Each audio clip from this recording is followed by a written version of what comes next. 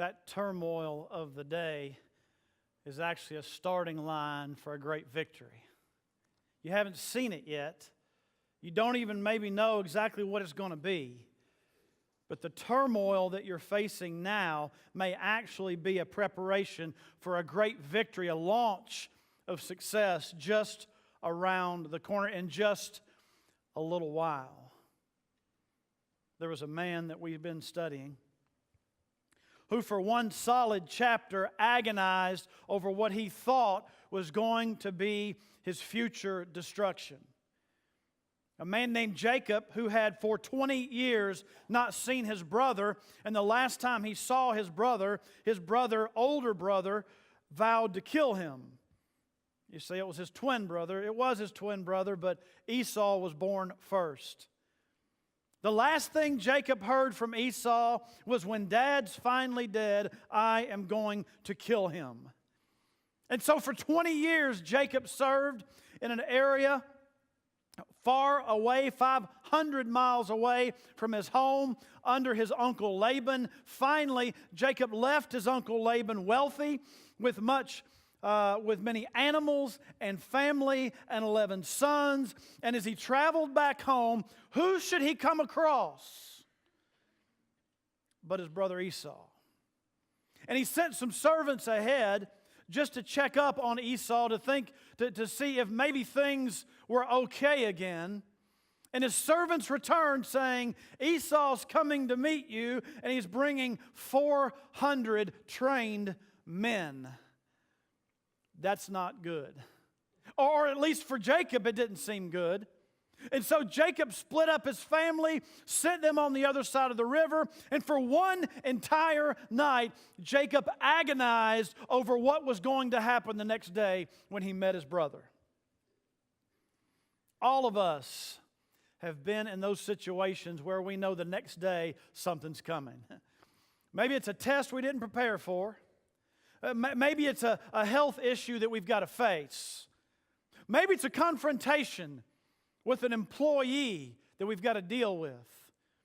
Maybe it's some other issue we know we've got to face the next day, and there's no sleeping to be had.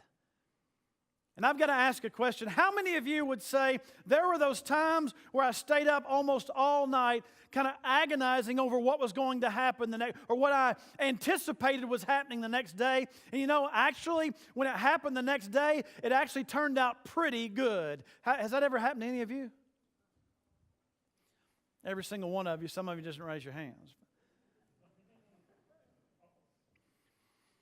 Sometimes, during a horribly anxious and difficult time, God may be using that present turmoil to produce a future triumph in His children. What we're going to see today in Genesis chapter 33, how the reunion that Jacob dreaded because he thought his brother still hated him actually turns out good. But I am reminded of how in chapter 32, which we studied last week, Jacob wrestled in prayer. Jacob agonized in prayer 2 different times. In fact, at one point he wrestled with a stranger who would end up being the pre-incarnate Christ, who would change Jacob's name. Jacob went through a spiritual transformation that would not have happened probably if it had not been for the peril that he thought was coming ahead. You know this as well as I do. There's nothing that'll get you to praying like certain destruction down the road. There's nothing that'll get you seeking God like it will when you think you're just about to run into something terrible just around the corner. That'll get you praying. That'll get you on your face before God. That'll get you crying out to God. People who haven't prayed in years will pray when they are expecting something terrible around the bend. And Jacob, certainly he had prayed, certainly he had been a follower of God, and yet something happened in Genesis 32 that we studied last week in a message called Prayer Fighting. Something happened to Jacob. He was transformed, and in fact, God changed his name to Israel. That is a common pattern in the Scriptures. Israel strives with God, changed from Jacob, tripper-upper, heel-holder, cheater, strives with man. And Jacob was changed. And then that reunion he dreaded. There was still that meeting with Esau to be had. The Esau who hated him 20 years ago, the Esau who threatened to kill him 20 years ago. And you say, well, Pastor Johnny, by now Jacob has he has flocks and herds and servants. I mean, isn't he prepared to defend himself? Well, Jacob had all that stuff, but if you remember Esau when Jacob last saw him, I mean, he was like Mr. Outdoorsman, WWE wrestler when Jacob left him the last time. This was a guy who was tough. He was hardened out in the woods. He was a man's man. He was hairy. He killed animals with his bare hands. I mean, he was that kind of guy. If there was a Rambo in the Old Testament, maybe it was Esau. I don't know. And so, while Jacob had a lot of people, Esau was Esau.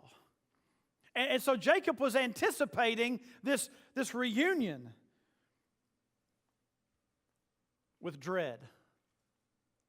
But I want to suggest something to you today. That thing you're dreading, that anxious time you're experiencing right now, could I suggest to you that God's taking this anxious time of what you dread ahead only to produce what will be a spiritual triumph in your life? We see it today in Genesis chapter 33. We're going to take a look at a message I'm calling Present Turmoil or Future Triumph. So if you have your Bibles, you can turn to Genesis chapter 33 if you've not done that already. And let's take a look. We'll read the chapter as we go. Let me give you just a brief overview.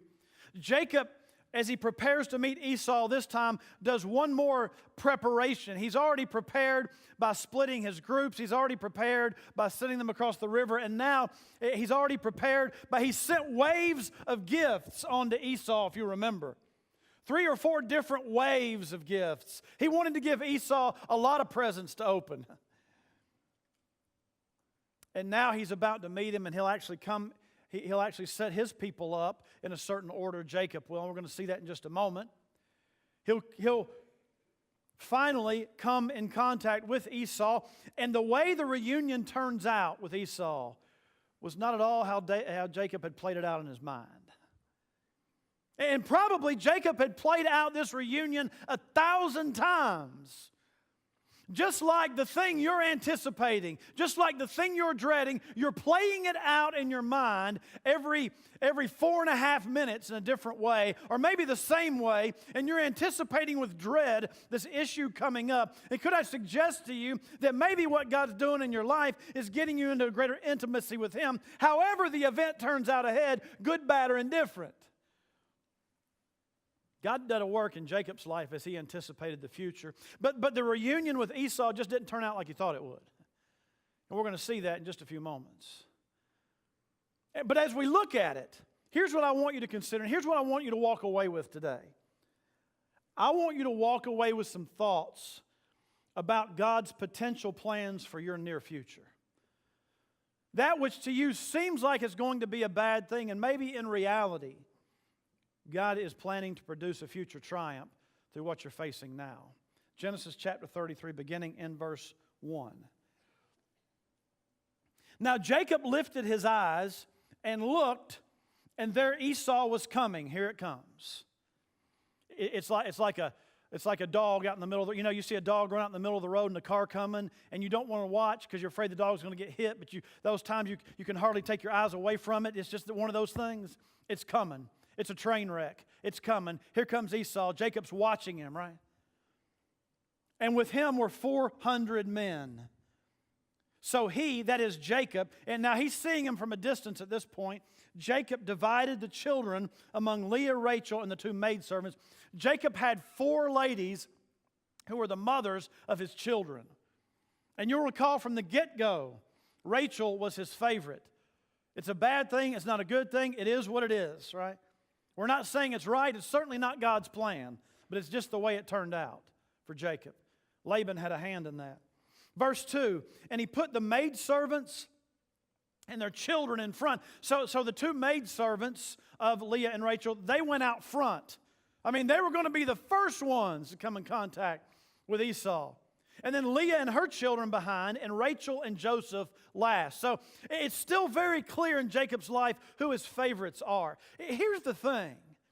Part of the problem between Jacob and Esau were that their parents played favorites between those two, isn't it? Remember that? Jacob and Esau. Jacob was his mother's favorite. Esau was his father's favorite. We studied that. We read that. And you would think that when we have been impacted by dysfunctional behavior in our families, we would grow up and we would move away from that. But so often, if we are not careful, if we do not allow the grace of God to work in our lives, we can just repeat family history that wasn't good. Past generations of sin or of dysfunction, if we are not careful, we can repeat those things. But can I tell you this? Here's the good news. And we're going to see this in just a moment. The good news is, if we will allow God to work in our lives, we can break patterns of family history that were bad. We can be the generation. I tell teenagers this. You want to look back, maybe you see things that are dysfunctional about your family. You can be the generation that stops it. And so you would think that Jacob, looking back in his own life, and the fact that he and Esau, his parents played favorites between the two, wouldn't do the same thing, but he's done it. Rachel and Joseph are in the back. So can I just suggest to you that while Jacob really has experienced a spiritual transformation, he ain't perfect, right? Part of the beauty of the Scriptures is that it doesn't paint its heroes as perfect outside of Jesus Christ. There are all kinds of heroes in the Bible that you see how God uses them, and yet you see things they do, and you're scratching your head going, what are they doing? And so here's Jacob. Now he's moved on with the Lord. He's a changed man. He's Israel, strives with God. He's moving on spiritually. He's growing, and yet he still has these issues in his life. We're going to see another one here in just a few moments. Pastor Mike and I talked about this at length this week, just batting around and discussing it, how there are a couple of things in Jacob's life that are still dysfunctional spiritually. Just like we all have, right? You know, there are certain issues that God's worked out in my life spiritually that He's given me victory over. And then there are certain things that I'll continue to battle the flesh versus the spirit like every single one of us, right? And so the beauty of the Scriptures is that it paints its heroes as being used by God, but it doesn't paint them as absolutely being perfect because they weren't. The Bible's very transparent about its heroes. Verse 3. Then he crossed over before them, and look at what Jacob does. Bowed himself to the ground 7 times until he came near to his brother. And so the picture is, when he was a certain distance away, he bowed himself down. And then he got up and walked a certain distance and bowed himself down. And this was an act where he was communicating to his brother that he was his brother's subordinate. He was the younger brother. Esau was the older. How many of you remember what the situation was like the last time Jacob saw Esau? It was this, wasn't it? It was battling. It was fighting. It was contending for power in the family. And now, the next time they see each other, 20 years later, Jacob is a very, very different man, isn't he? You think it took almost 21 years for God to work out humility in Jacob? Maybe so. Takes some of us a little bit longer than others. And so let me suggest to you this. What God's doing in your life right now to bring triumph, first of all, He may be working out a humble heart in you right now. Maybe it is that there's a victory God wants to bring to your life, but before He does that, He's got to get you in a place where you recognize yourself as subordinate to Him and a servant to others. There's nothing that will short-circuit God's plan more in your life than pride and arrogance and vanity. There's nothing that will short-circuit God's plan for your life quicker than when you always put yourself first. When you view life only from how it affects you. There is nothing more contrary to the working of God in your life than that when you see life only and how it affects you personally. Jesus Christ was completely different. Above all people in the history of the world, He had reason to think about only how things affected Him. And yet that's not what he did. In fact, the book of Philippians says when he came to earth, he came and humbled himself as a man. Christ, if you go back and read the ministry of his life was always lived in how he might pour it into others, how he might impact others, not in how they affected him. He was very rarely concerned about how things affected him, except for when it came to fulfilling God's will. If you go and look at the Apostle Paul, Paul said to the Philippians, he said, I am content when I have nothing. I'm content when I have a lot. It really doesn't matter to me one way or the other. That's not an issue in my life. The only issue in my life is obeying God. Paul only saw his life and how it was to fulfill God. He lived completely outside of himself. It was not ever, how does this affect me? Churches, if we're only concerned about ministry that benefits ourselves as a church, we are an immature, shallow fellowship. But when we are a fellowship, and I believe God's doing this in the life of Green Acres, that looks around and says, how can we bless others? Within the fellowship, how can I bless other Christians? And then outside of these walls, how can I bless people in this community? How can we share the gospel outside of these walls? Because we don't exist merely for ourselves. In part, the church exists for people who haven't even walked in our doors yet. And so God may be working out a humble heart. There are times I can look back in my life, and God was working out humility in me. I can see it now. I couldn't see it then. And maybe that's what he's doing for you.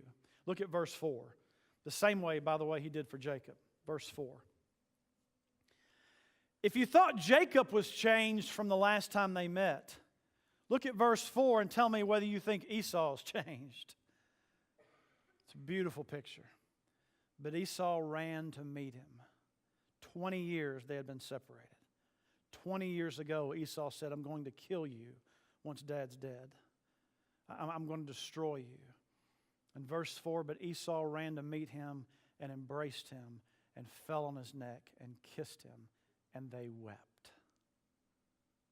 Wow. Apparently Esau's not the same guy either, right? Now let me just say this, as to whether Esau is actually a follower of God or not, later on in the Old Testament it seems to indicate that maybe he wasn't.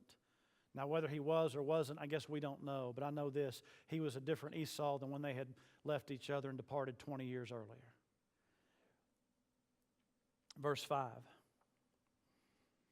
And he lifted his eyes and saw the women and children and said, who are these with you? So he said, the children whom God has graciously given your servant. Esau for the first time is meeting his nieces and nephews. Esau for the first time is meeting his brother's family. Verse 6, then the maidservants came near, they and their children, and bowed down. I suspect that this is what Jacob told them to do. We are going to communicate to him that we see ourselves as subordinate to him. Here's the good news. Here's the good news for Jacob. He didn't, I would assume that he communicated to his wives and to his children, this is what you will do. The good news is that Jacob did it first. Can I suggest to you men on a side note that leaders are lead servants. Men are called to be the spiritual leaders of their family. You're leaders because you do it first. You don't say, do this. You say, I'm going to do it. You follow me. A true leader is someone who is the lead servant in his family or a lead servant anywhere. A true leader is not someone who demands others to do it and stands by and watches as they do. A true leader is someone who goes out first, does it, and then encourages everyone to follow. That's a leader. That's what Jacob did. Then the maidservants, verse 6, came near, they and their children, and bowed down. And Leah also came near with her children, and they bowed down. Afterward, Joseph and Rachel came near, and they bowed down. Then Esau said, what do you mean by all this company which I met? Esau is now referring to the waves of gifts that had been sent to him earlier. In fact, hold your place here and flip back one chapter for just a moment.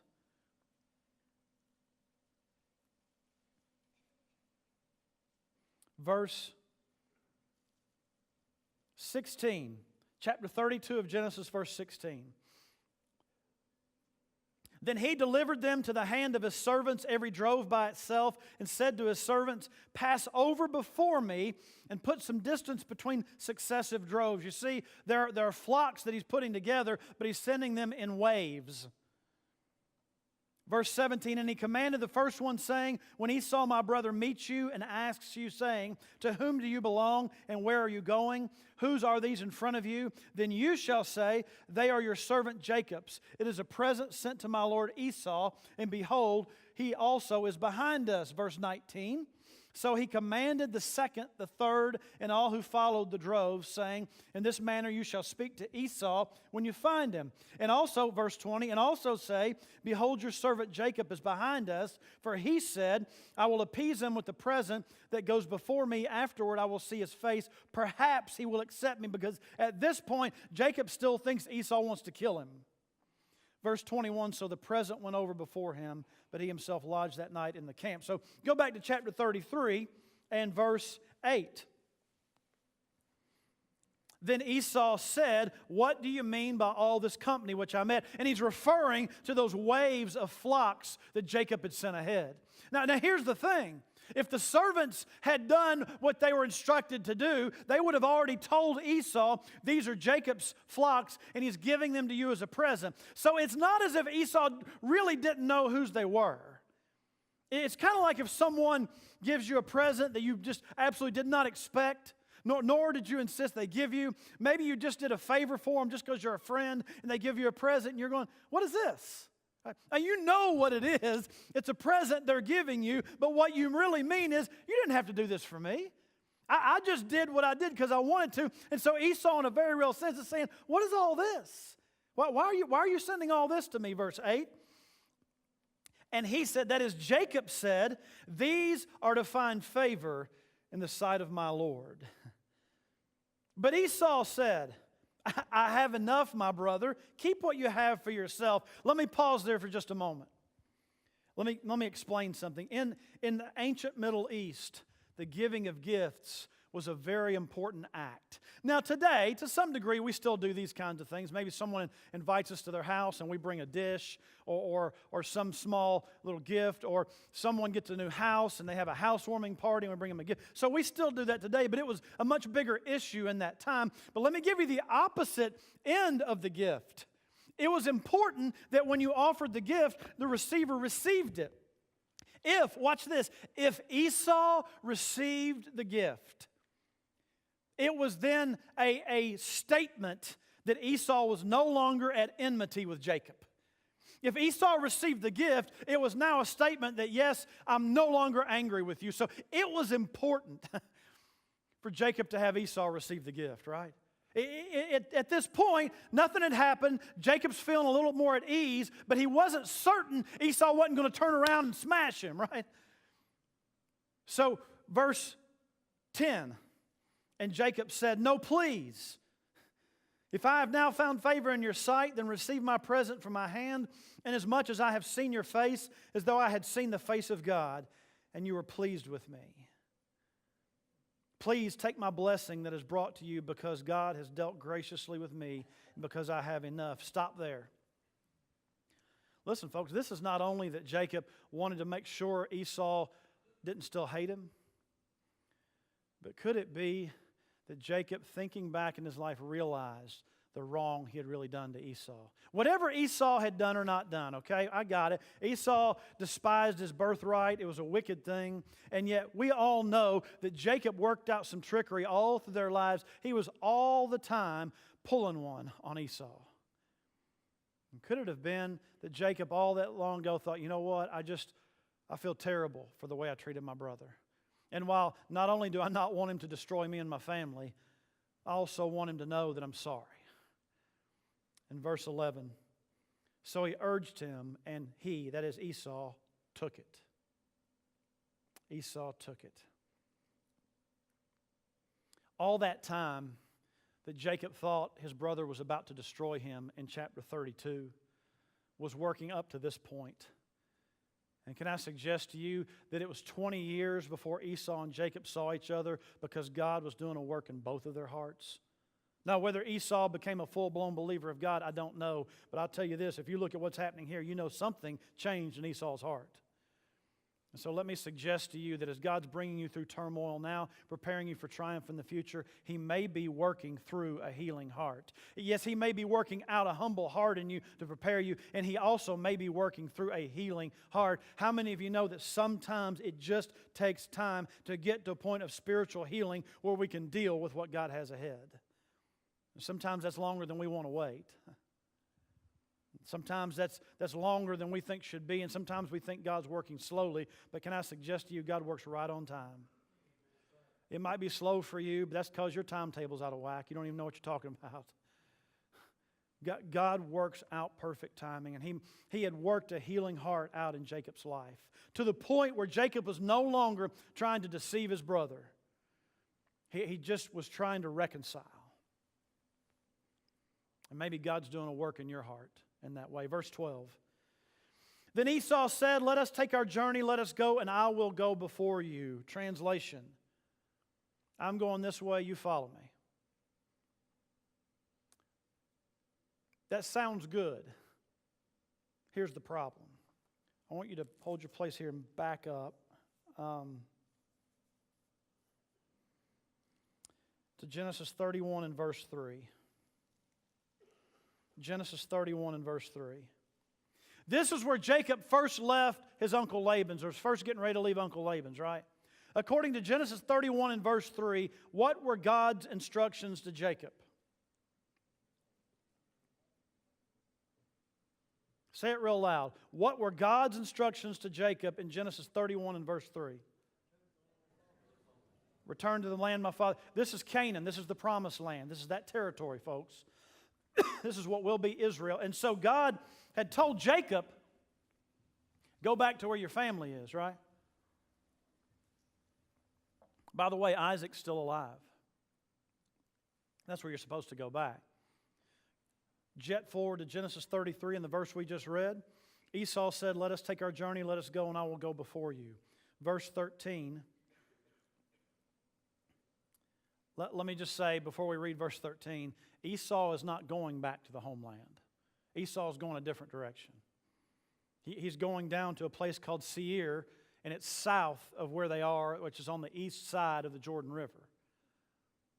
Jacob's got to cross over and go to the west side of the Jordan River. Those of you who are going to Israel in January, this right here, is when you see it all and how it's laid out, the light bulbs are going to go on. Bing! It's going to be so cool.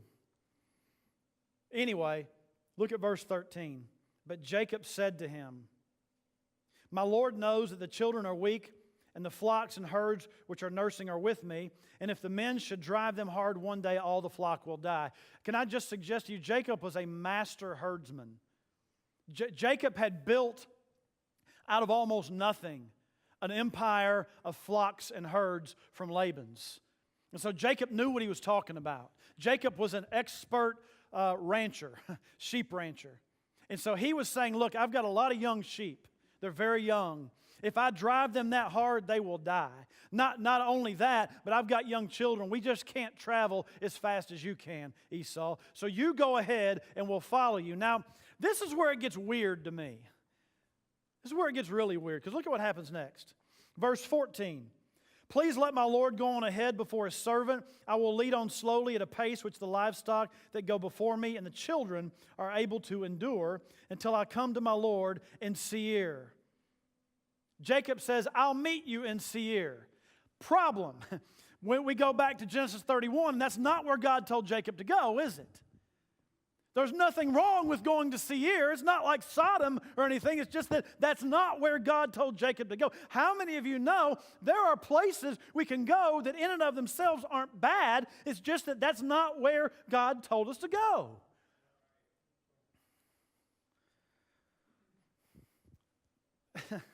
This is weird to me. This gets a little weird. Look at verse 15. "And Esau said, 'Now let me leave with you some of the people who are with me.' But Jacob said, 'What need is there? Let me find favor in the sight of my Lord.'" Jacob's being cautious. Verse 16. "So Esau returned that day on his way to Seir, And where did Jacob go? Succoth, which is actually, that would mean he crossed back over the river and got back west of the Jordan and is heading back home. Jacob journeyed to Succoth, but built himself a house and made booths for his livestock. He's now establishing residency in the Promised Land. Therefore, the name of the place is called Succoth, and as far as I know, they never saw each other again. Well, they would later when Isaac dies, I guess one more time. We'll see that later. Isn't that weird? Why didn't Jacob just say, look, I can't go to Seir. I got to go home. That's where God told me to go. Could it be that in spite of the fact that Jacob has grown spiritually, there's still a little bit of fear in there? Like, I'm not sure I can tell Esau the truth. He might want to get revenge on me right here. So I'm just going to tell him I'll meet him, and then I'm going to go the opposite direction. That's the only conclusion I can draw. That Jacob still, but let me say this.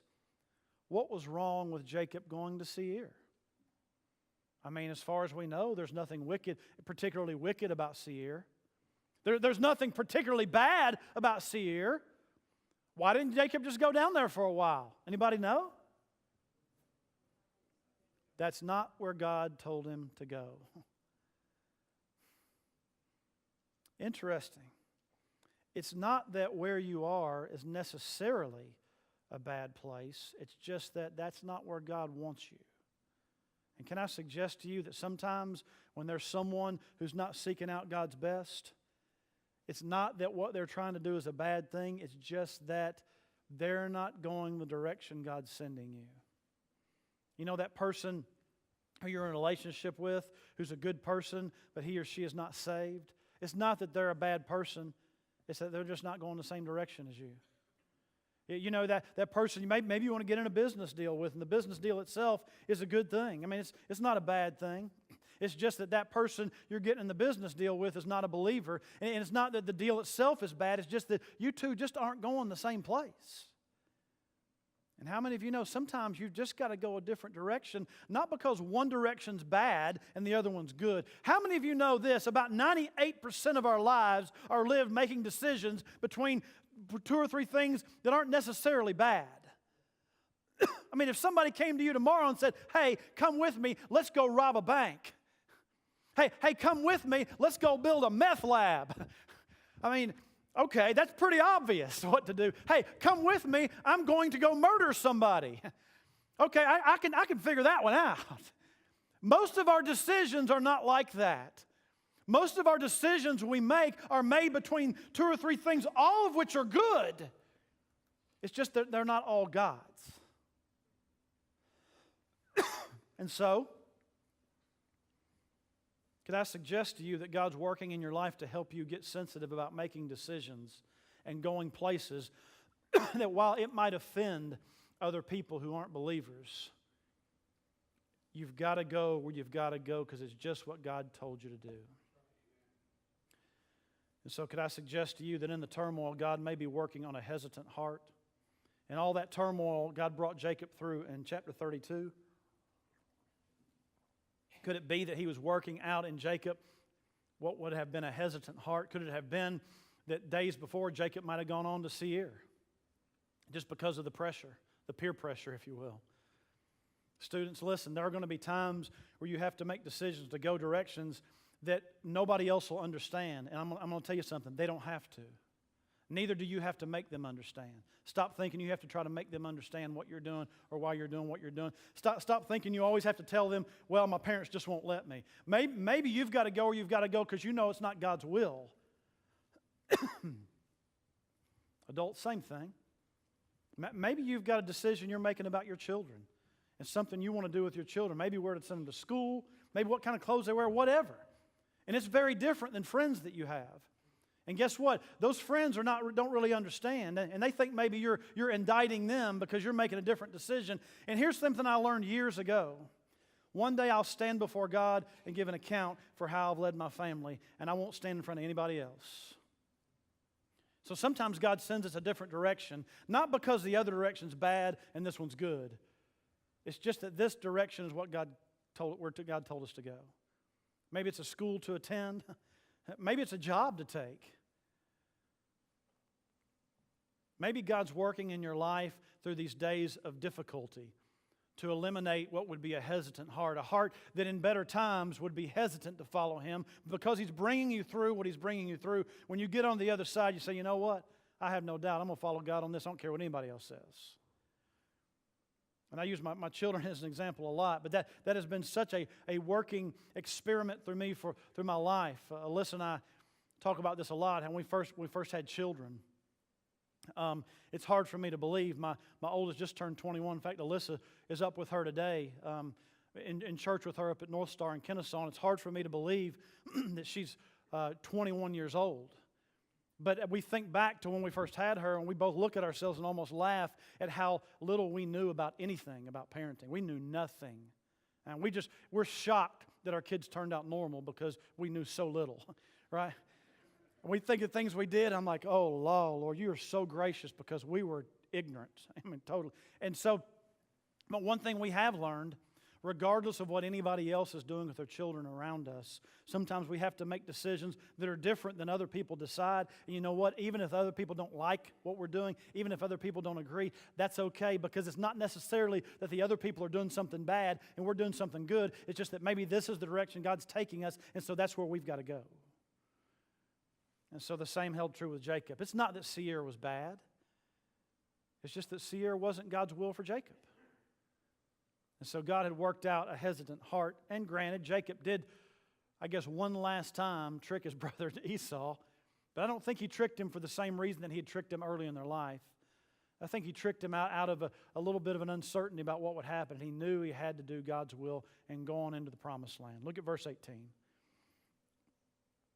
Then Jacob came safely to the city of Shechem, which is in the land of Canaan, when he came from Padan Aram, and he pitched his tent before the city. Land of Canaan, it's Israel as we know it today. This is the promised land. And he bought the parcel of land where he had pitched his tent from the children of Hamor, Shechem's father, for 100 pieces of money. This is the first time Jacob would own a piece of property in the promised land. Abraham had bought a place where he had buried his family. But for Jacob, this is the first time he had owned some land in the promised land. And look at what Jacob does, verse 20. Jacob sets up shop, and then once he gets settled, what's the first thing he does, verse 20? An altar. What is an altar? An altar is always a sign of worship. Jacob got busy worshiping. Yeah, he got busy. He bought the land, set his children up, got everything taken care of, but he got busy worshiping. Dads, take note of this. Whatever else you're doing. Okay, you got to pay bills, you got to go to work, got to do all those things. I know, got to take care of the family, but get busy worshiping. Grandparents, same thing. Men, same thing. Could I suggest to you that one of the things he was doing in Jacob in chapter 32, all the turmoil, all the difficulty, that he was working toward a holy heart in Jacob? So that when things were bad then, but now that things are good, guess what? Jacob didn't forget God, did he? When things started going good, the first thing Jacob did was he started worshiping. Nothing quite so devastating to the church as prosperity. In fact, I would suggest, and I have suggested here from this pulpit, that there are a lot of problems the church in America has today that a good dose of persecution could cure. When things are going bad, God oftentimes will allow certain things in our lives because we'll turn to Him. And He may be working out some things in your heart, so when things are going good, you don't forget Him. You don't then put Him second place, third place, 10th place. So then He's got to bring you back down the ringer again. God's so gracious that when He's working out sometimes difficulties in our lives, He's actually working us toward a victory right around the corner. Years ago, when we first moved back to Warner Robins, I first, when I was in my late 30s, found out I had extremely high cholesterol. And so it was then I really began to jog pretty consistently. I'm not one who runs races, although my wife has gotten me into those lately, but I really didn't do that before. I just ran because I had to. I hear people talking about that runner's high. I've never felt that before. I always feel terrible while I'm running. It's awful, but I do it because I have to, right? And I'll never forget, I had this path that I would run, and we had 4 parallel streets, and I would wind my way through them. And I'd built myself up to about 4 miles, about 3 or 4 times a week. I'll never forget that there was one last turn I would make, and when I made that turn, I would see the stop sign where I was going to be ending. And Lord help, if it weren't for that stop sign there, I don't think I could have made it. I would come around that turn, and I would look toward it, and it would just be like heaven. I get to stop when I get to that thing right there. There's something about looking ahead and knowing that in spite of all the pain you're feeling, it's about to end. Could I suggest to you that the challenges you're facing right now, that just around the corner, and I don't know if that's a week, I'm not going to give you some prophecy. I don't know if it's a week or a month or a year, but it's not long around the corner. God has some great triumphs for your life. Brother Ed, 2-3 weeks ago, could you possibly have anticipated what was ahead, right? How many of you know that maybe some of the things you're facing right now, God's working some things in your life, but just around the corner, there's a victory coming.